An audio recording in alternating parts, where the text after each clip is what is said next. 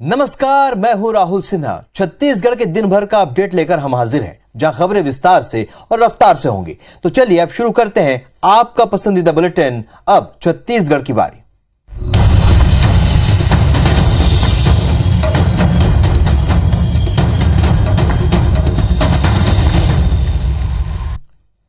छत्तीसगढ़ में एक बार फिर शराबबंदी को लेकर सियासत तेज हो गई है। प्रदेश सरकार की शराबबंदी समिति के अध्यक्ष सत्यनारायण शर्मा ने कहा है कि शराबबंदी जनता नहीं बीजेपी का मुद्दा है, जिस पर बीजेपी ने पलटवार किया है। ये शराब एक जनता का मुद्दा नहीं है, भारतीय जनता पार्टी का मुद्दा हो सकता है, आम जनता का कोई मुद्दा शराब नहीं है। तो सुना आपने, शराबबंदी जनता नहीं बीजेपी का मुद्दा है। ये कहना है कांग्रेस विधायक और शराबबंदी समिति के अध्यक्ष सत्यनारायण शर्मा का। उन्होंने बीजेपी पर निशाना साधते हुए कहा कि बीजेपी शासित राज्यों में इस मुद्दे पर बात क्यों नहीं की जाती। बीजेपी नेता आखिर यहाँ महंगाई पर क्यों नहीं बोलते। भारतीय जनता पार्टी की जहाँ जहाँ सरकारें हैं वहाँ तो करके दिखा दे, उनकी अगर ताकत हो तो। वहाँ वो कर नहीं पा रहे हैं और यहाँ एक बात पकड़ के बैठ गए हैं, महंगाई भी क्यों नहीं बोलते कोई लोग। बीजेपी ने इस पर पलटवार करते हुए कहा कि शराबबंदी तो दूर की बात, अब शराबबंदी की बात तक से कांग्रेस पार्टी भाग रही है। शराबबंदी का मामला जन घोषणा पत्र में कांग्रेस ने किया और आज उससे भाग रहे हैं। कांग्रेस ने अपने घोषणा पत्र में शराबबंदी का वायदा किया था और इसी मुद्दे पर बीजेपी कांग्रेस को लगातार चौतरफा घेरती आई है। इस मुद्दे पर राजधानी उग्र आंदोलन भी हो चुका है। छत्तीसगढ़ कांग्रेस और बीजेपी के बीच हमेशा की तरह ज़बानी जंग जारी है। एक साल बाद चुनाव है और कांग्रेस बीजेपी दोनों ही तैयार नजर आ रहे हैं।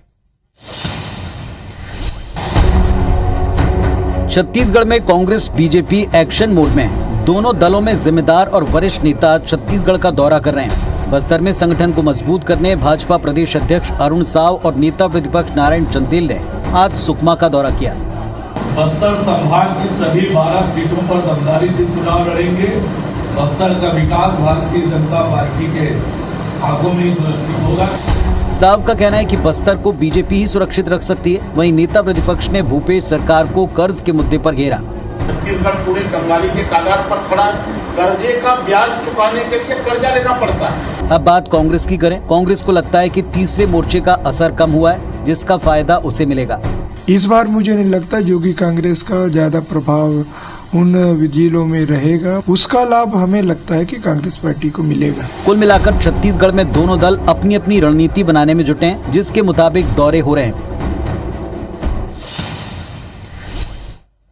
छत्तीसगढ़ में विधानसभा चुनाव के लिए भाजपा ने प्रदेश की सभी विधानसभाओं में प्रभारियों को सक्रिय कर दिया है। बूथ प्रभारियों की बैठक का दौर भी शुरू हो चुका है।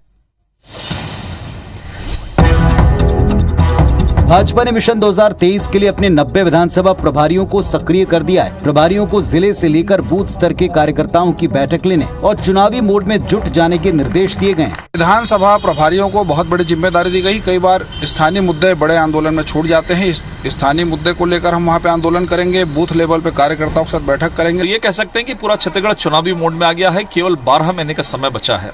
अगले महीने अक्टूबर में आचार संहिता लग जाएगी 2023 में। ऐसे समय में हमारा लक्ष्य है कि आने वाले विधानसभा चुनाव की तैयारी को हम तेज गति से करें। भाजपा के प्रभारियों की नियुक्ति पर कांग्रेस ने तंज कसा। भारतीय जनता पार्टी की रणनीति का कवायद तो बहुत कर रहे हैं, लेकिन भारतीय जनता पार्टी के कार्यकर्ता काम करने के मूड में नहीं है। भाजपा वापस सत्ता में आने के लिए सारे मॉडल अभी से आजमा रही है। पूरे ढांचे को बदला जा रहा है, चाहे प्रदेश प्रभारी का बदलना हो या विधानसभा प्रभारी का। बीजेपी का प्रयास कितना रंग लाता है, ये 2023 के नतीजे साफ करेंगे। छत्तीसगढ़ बीजेपी के कार्यकर्ता जयराम दुबे की शराब के साथ गिरफ्तारी के मामले ने सियासत गरमा गई है और बीजेपी ने गिरफ्तारी को प्रायोजित बताया तो कांग्रेस से पलटवार किया है। छत्तीसगढ़ बीजेपी कार्यकर्ता जयराम दुबे को पुलिस ने शराब के साथ गिरफ्तार किया। जयराम दुबे की गिरफ्तारी पर सियासत गरमा गई। बीजेपी ने प्रेस कॉन्फ्रेंस कर जयराम दुबे को झूठे मामले में फंसाने का आरोप लगाया। केदार गुप्ता ने कहा कि जयराम ने आरटीआई के जरिए गोबर खरीदी और दवाई खरीदी में भ्रष्टाचार का खुलासा किया था, लिहाजा उनको निशाना बनाया गया। लगभग 200 आवेदन दिए हैं जो कार्यकर्ता पूरी मुस्तैदी के साथ छत्तीसगढ़ महतारी के धन की रक्षा करना चाहते हैं। ऐसे कार्यकर्ताओं को दबाने के लिए, कुचलने के लिए पुलिस झूठे मुकदमे दायर कर रही है। बीजेपी के आरोप पर कांग्रेस ने भी जमकर पलटवार किया। उन्होंने कहा कि एक शराब तस्कर को बचाने बीजेपी कुतर्क कर रही है। जिस प्रकार से भारतीय जनता पार्टी जयराम दुबे की पैरोकार बन के सामने आई है, उससे स्पष्ट हो रहा है कि भारतीय जनता पार्टी में शराब तस्करों का एक बड़ा जमवाड़ा है और भारतीय जनता पार्टी के बड़े नेता उनको संरक्षण देते हैं। जयराम दुबे ने आरटीआई में 200 से ज्यादा आवेदन लगाए थे। बिलासपुर का तहसील दफ्तर और नगर निगम एक बार फिर से फर्जी दस्तावेजों को लेकर सवालों के घेरे में। इस बार मोर जमीन मोर आवास योजना के लिए जारी आमदनी और निवास प्रमाण पत्र में फर्जीवाड़ा सामने आया। पेश है एक्सक्लूसिव रिपोर्ट। ये बिलासपुर का तहसील ऑफिस है, जहां इन दिनों नगर निगम के मोर जमीन मोर आस योजना के लिए आमदनी और निवास प्रमाण पत्र बनवाने वालों की भीड़ जुटी है। लोगों की मजबूरी का फायदा उठाकर कुछ लोग तहसीलदार और अतिरिक्त तहसीलदार के फर्जी सील और हस्ताक्षर के साथ प्रमाण पत्र जारी कर रहे हैं। ये हम लोग अटल आवास का फॉर्म भरे हैं सर, अब वो कंफर्म तो नहीं बता सकते कि कब तक के वो मिलेगा करके। नगर निगम के स्क्रूटनी में आवेदनों का ये फर्जीवाड़ा पकड़ा गया, जिसके बाद तहसील दफ्तर में हड़कंप मच गया। गड़बड़ी तो अभी उनके दस्तावेज का तहसील से हम परीक्षण कराएंगे, तभी गड़बड़ी समझ में आएगी कि वो दस्तावेज फर्जी है। हम उसको फर्जी नहीं बोल सकते। परिसर में कोई व्यक्ति जो है वो इस तरह से फर्जी सील रखा है और हस्ताक्षर करके जारी कर दे रहा है, ऐसी मुझे मौखिक जानकारी दिया, तो मैंने बोला तुरंत इसमें आप जांच करो और एफआईआर दर्ज। 84 मकानों के लिए करीब 4000 फॉर्म बिक चुके हैं। 1000 लोगों ने आवेदन जमा भी कर दिया है। छत्तीसगढ़ में एक बार फिर कोल संकट गहरा गया है। फिलहाल बीएसपी के पास 3 दिनों का कोयला बचा है। ऐसे में बीएसपी की चिंता बढ़ी हुई है, उसने उत्पादन कम कर दिया है। कोल संकट के चलते भिलाई स्टील प्लांट का उत्पादन प्रभावित हो रहा है। पिछले 3 दिनों से ऑस्ट्रेलियाई कोयले को विशाखापट्टनम से भिलाई लाने के लिए रैक नहीं मिल रहा, जिसके चलते ये स्थिति बनी है। आलम यह है कि बीएसपी की rail mill, merchant mill, bar and rod mill और वायर रॉड मिल को बंद करना पड़ा है। वहीं कई मिलों में उत्पादन कम कर दिया गया है। भिलाई में हमको रोजाना 12,500 टन 5 रैक कोक की आवश्यकता होती है, जो धीरे धीरे कम आता था। 3 रैक 2 रैक ऐसा कम आता रहा, इसलिए ये स्थिति निर्मित हुई। बीएसपी में रोजाना बड़ी मात्रा में देशी और विदेशी कोल की जरूरत पड़ती है, जिनसे देशी कोल 20% तो 80% विदेशी कोल का इस्तेमाल होता है। इससे पहले रूस यूक्रेन युद्ध की वजह से कोयले की आपूर्ति प्रभावित हो रही थी।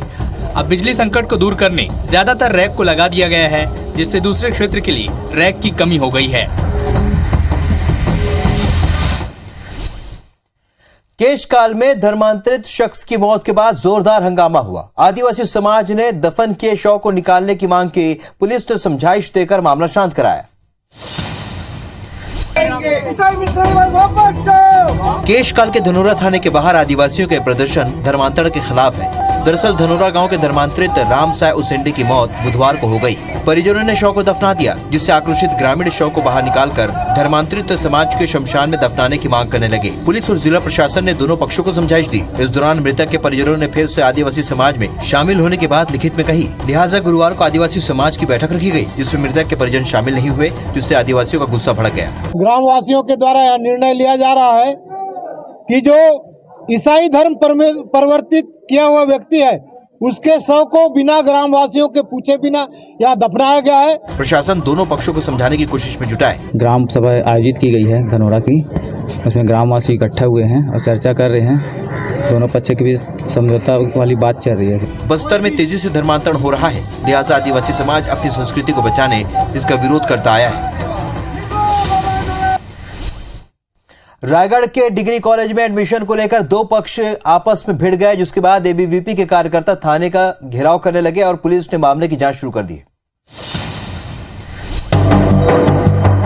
रायगढ़ जिले के चक्रधर थाने के बाहर हंगामा करते और धरने पर बैठे हुए ये एबीवीपी के कार्यकर्ता हैं। इन्होंने कांग्रेस पार्षद आरिफ हुसैन पर मारपीट का आरोप लगाया। मारपीट में एबीवीपी के नगर मंत्री मनोज अग्रवाल को गंभीर चोट आई है। एबीवीपी के कार्यकर्ता आरोपी की गिरफ्तारी की मांग कर रहे हैं। उधर पुलिस ने किसी तरह उन्हें समझा बुझाकर मामला शांत कराया। हथियार से लैस सब नकाबपोश मेरे पे हमला करना चालू कर दिए। मैं पहले FIR अपनी जान बचा के NSUI के कार्यकर्ता थे, आरिफ हुसैन के लोग थे।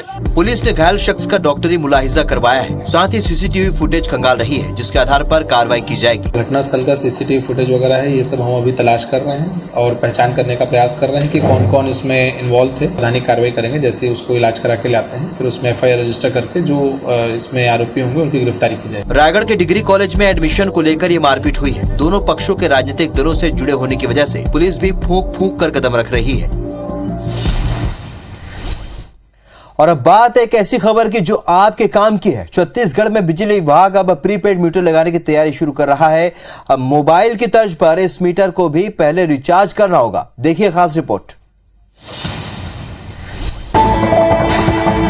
छत्तीसगढ़ में अब मोबाइल की तरह बिजली के लिए पहले रिचार्ज कराना होगा। विभाग ने अब प्रीपेड मीटर लगाने की तैयारी शुरू कर दी है। नई व्यवस्था से वित्तीय समस्या से जूझ रहे बिजली कंपनियों के पास बिजली खरीदने के लिए एडवांस में पैसा आएगा। विद्युत विभाग के पास बिजली चोरी और फॉल्स रीडिंग की शिकायत काफी बढ़ गई है, लिहाजा प्रीपेड मीटर लगाने की तैयारी चल रही है। पहले फेज में जो कमर्शियल कनेक्शन और गवर्नमेंट के जो ऑफिस में कनेक्शन है उनमें इम्प्लीमेंट किया जाएगा और LT इंडस्ट्रीज में। इसके बाद फिर अगला बाकी जो जनरल कंज्यूमर्स को है उनको शामिल किया जाएगा। प्रीपेड उस पर होगा जो कंज्यूमर्स पहले से पेमेंट करेंगे, तो हमारे यहाँ डिस्कॉम्स की जो फाइनेंशियल पोजीशन है वो इम्प्रूव होगी। प्रीपेड मीटर में एक छोटा सा मॉडम होगा जिसे सर्वर के साथ उपभोक्ताओं के मोबाइल से कनेक्ट कर दिया जाएगा। इससे उपभोक्ताओं को हर समय जानकारी उपलब्ध रहेगी कि उनके पास कितना बैलेंस बचा है और कितनी यूनिट बिजली का उपयोग किया जा सकता है।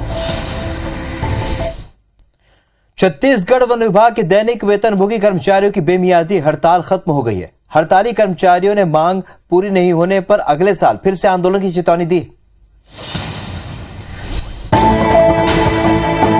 34 दिनों से जारी छत्तीसगढ़ वन विभाग के दैनिक वेतनभोगी कर्मचारियों की अनिश्चितकालीन हड़ताल खत्म हो गई। CCF, JR नायक और रायपुर DFO मध्यस्थता करने बूढ़ा तालाब धरना स्थल पहुंचे, जहां कर्मचारियों ने 4 मांगों का पत्र उनके सामने रखा। उनके मांगों पर कार्रवाई का आश्वासन मिलने के बाद आंदोलनकारियों ने हड़ताल खत्म करने का ऐलान किया। और हरकत में आके अब प्रशासन को पता चला कि हमारे दैनिक वेतनभोगी मने एकता में कितना दम है, और मंच में आकर प्रस्ताव लेके चले गए हैं। साथ ही हड़ताली कर्मचारियों ने कहा कि अगर उनकी मांगों पर कार्रवाई नहीं हुई तो अगले साल फिर से आंदोलन करेंगे। आप आए सरकार को हमारे मंच में आए और हम लोगों की समस्या को सुना। संतुष्ट नहीं है उतना, लेकिन सरकार को जो 4 बूंदों जो हमें दिया गया है वो अगर मांग हमारी अगर पूरा नहीं करती तो हम फिर से हड़ताल करेंगे। बुधवार को वन विभाग ने आदेश जारी किया था कि जो कर्मचारी हड़ताल पर हैं वो काम पर नहीं लौटे तो उन्हें हटाकर दूसरे को रख लिया जाएगा।